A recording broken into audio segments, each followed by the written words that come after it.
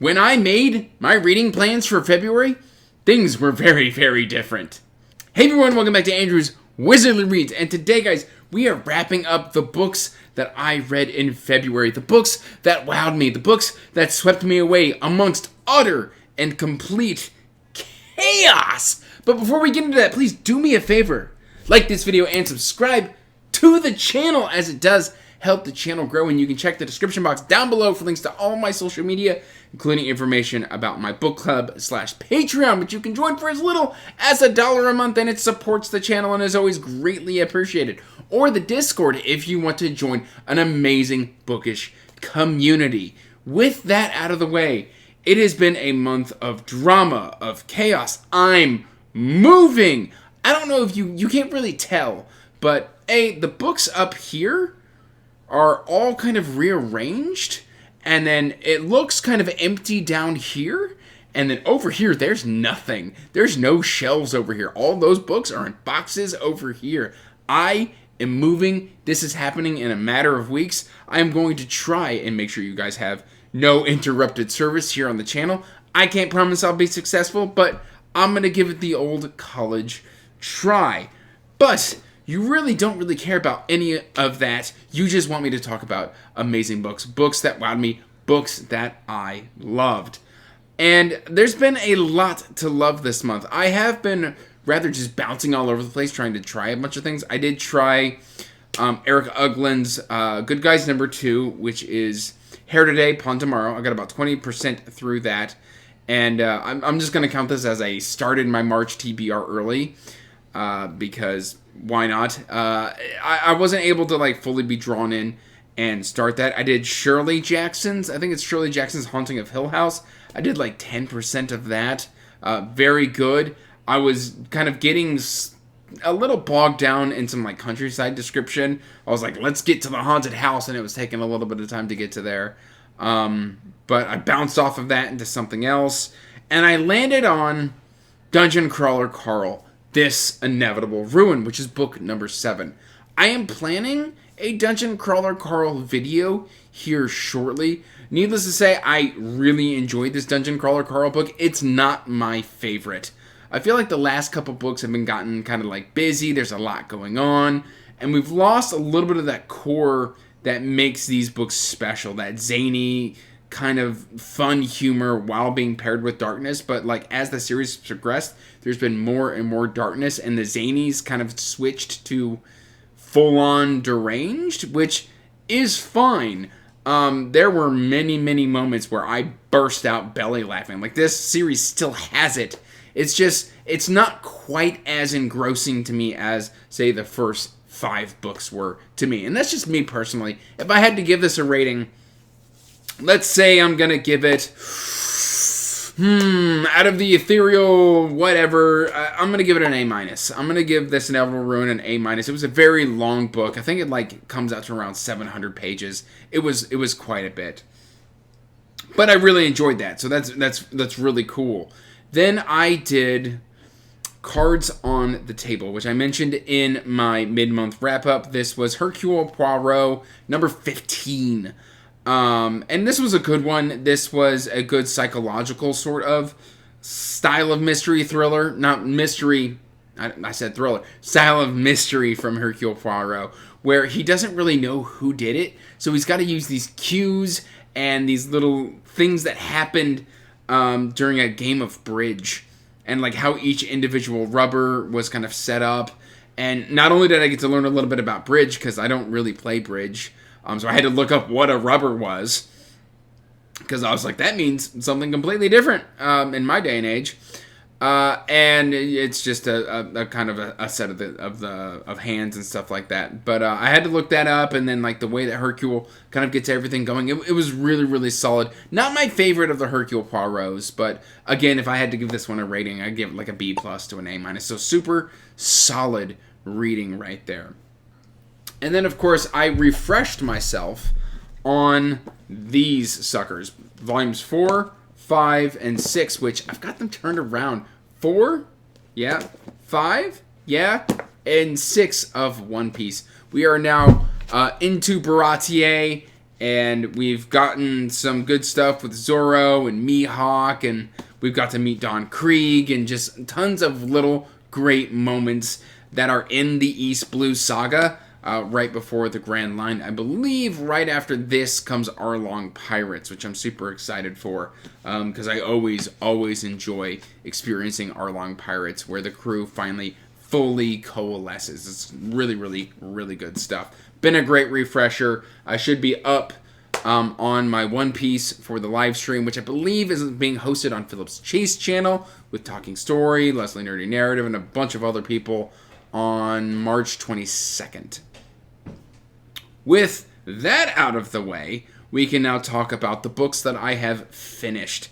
And they are some bangers, because I was feeling a little frisky, and I threw it out to you people and said, hey, what do you think I should read? And I gave you some options, and you guys selected overwhelmingly Pines by Blake Crouch. And this was my first Blake Crouch. And let me tell you what, whew! Like, I was kind of grouchy while reading this, and then, like, I hit the halfway point, and all of a sudden it just sucked me straight in, because there were some questions I wasn't quite understanding. Why is everybody being mean to the main character? And then those questions get answered, and they get answered in a very satisfying way. Oh, I really enjoyed Pines. We've essentially got this, I believe his name is Ethan? Yeah, Ethan Burke, who's a Secret Service agent who is sent to this town of Wayward Pines to investigate two missing agents, and then he gets into a car accident, and he wakes up in Wayward Pines, and everybody's being really mean to him, and he's like, something about this town feels kind of off. And then, like, as you dive into the mystery and the reveals start coming, just boom. Really good. The only real thing that bothered me about Pines is whenever a piece of anatomy is mentioned, it's, like, done with its anatomical name or something like that, which I felt kind of specific and jarring. It's a small little niggle that I have with the story. And it happened more earlier on, where it would just be this terminology, and I'd be like, that is very scientific, and you could have just said the back of his neck or something like that, but it would say something like his cervical, whatever. I don't know, it's a small complaint, but other than that, this was a blast. It was delightful, and I've slotted in book 2 into my March reading plans, and I am excited. So yes, fantastic start to Blake Crouch. I know he's got a huge body of work to explore, and I've heard that he can scratch that kind of Michael Crichton itch from my buddy Mike from Mike's Book Reviews. And I'm here for it. I'm really here for it. One of my favorite authors, Anthony Ryan.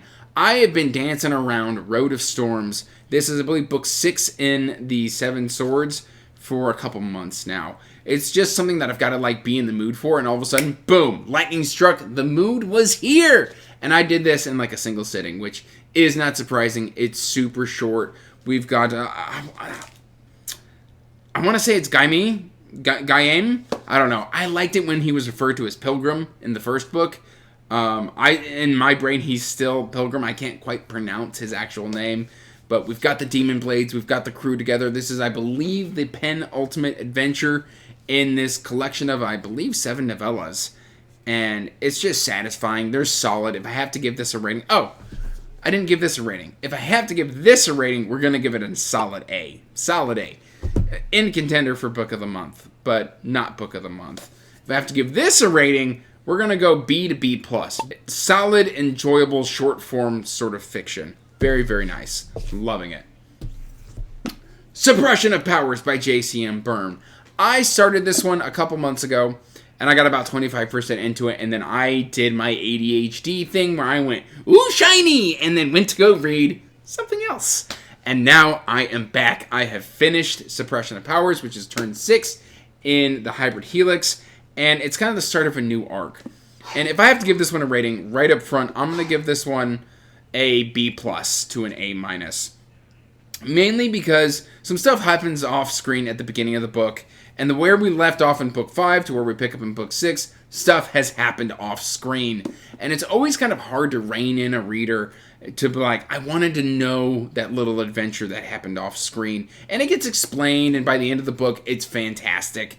And this was just a solid start to a new arc in Hybrid Helix. We get to see Rowan in a way that he's more vulnerable. Wei Lin is more vulnerable. We get to see a different side to the characters that we know and love. Tamara, we get to see a different side of Tamara. Whooshy! That was exciting and really, really good. Just a lot of great stuff to unpack here in Hybrid Helix. I've really enjoyed this series, and I don't imagine that I'm going to stop anytime soon because it's just fantastic.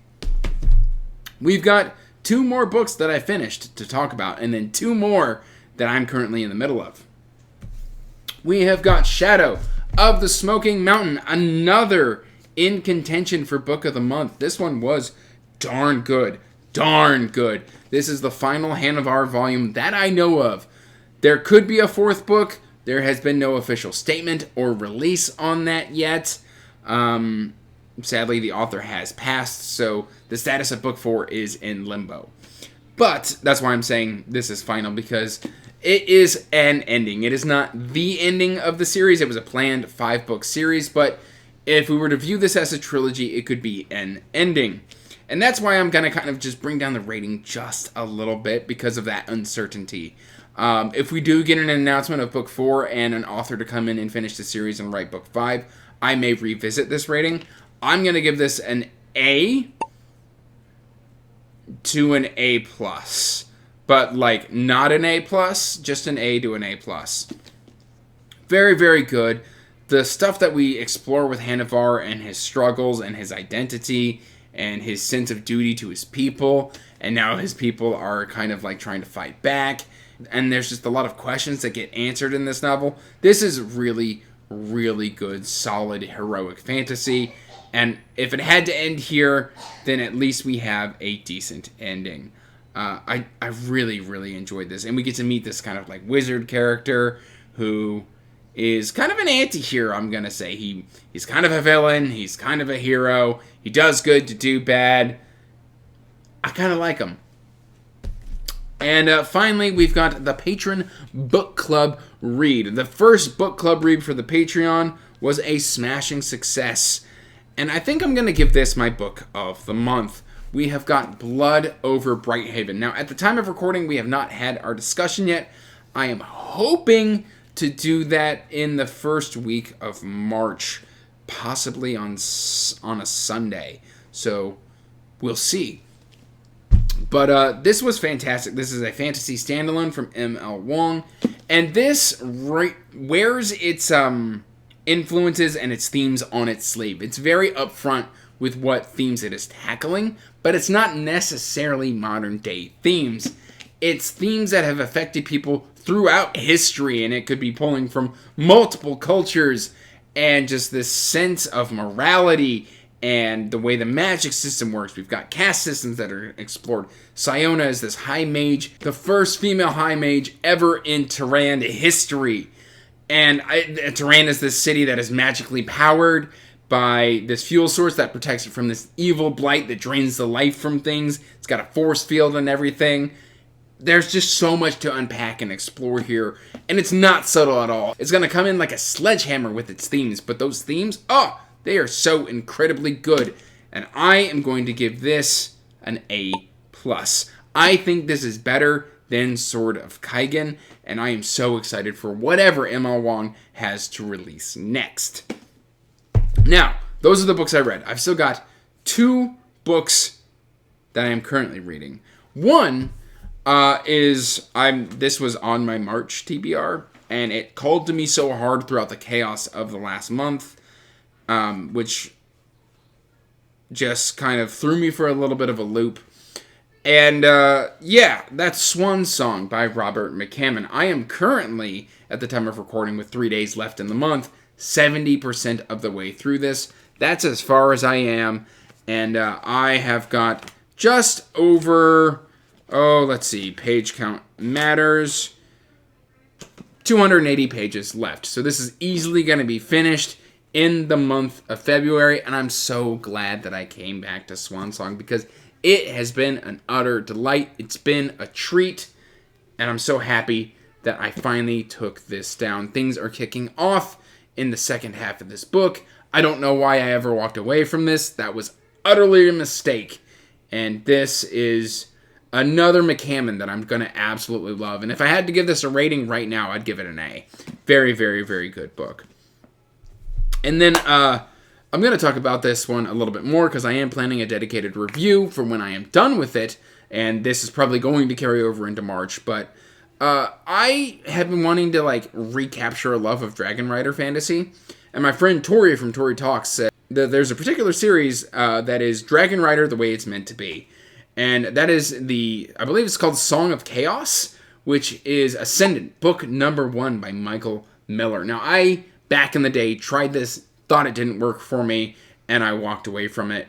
And I am eating crow. I am eating a large slice of humble pie. I'm now currently 13% into this book, and I am having a fantastic, fantastic time with it. We've got this young boy who is essentially a cook. He was raised as a cook. This is a caste system because his father's a cook. His last name is Cook. And he's like, hey, I'm a cook. You're going to be a cook. You're going to carry on the family tradition. We're cooks. That's what we do. And he's like, I don't want to do that. I want to be a dragon rider. And he's like, that's incredibly rare. It's only happened 4 times in history. And, well, you can kind of see where the familiar tropes are going to be going. If you've seen the cover of the book, you already know what happens with this young individual. And I'm loving this exploration of this coming of age, of the seizing of destiny. I do actually plan on, when the second printing of the Broken Binding edition of this drops, I am planning on picking that up because I am having a wonderful time with Ascendant, and I am going to happily eat all of the crow and all of those slices of humble pie when I do my dedicated book review for Ascendant, because Michael R. Miller has written a fantastic and very engaging story that I just must have bounced off or been in the wrong mood the first time I tried it, and I'm so glad that I decided to listen to that siren song of books and return and give it a second shot. That's all I really got for today, guys. That is my month of February. I'm going to, like I said, try and keep content consistent here for you while I move. Hopefully you don't notice any interruptions, but if you do, I do apologize. Stick with me. We will return to your regularly scheduled programming here shortly. But like I said, that's all I've really got for today, guys. I hope you are doing well. Till next time, peace out. Stay magical. Bye. And as always, I want to give a huge thank you to my patrons. Thank you for supporting my passion and my hobby. It means the world to me.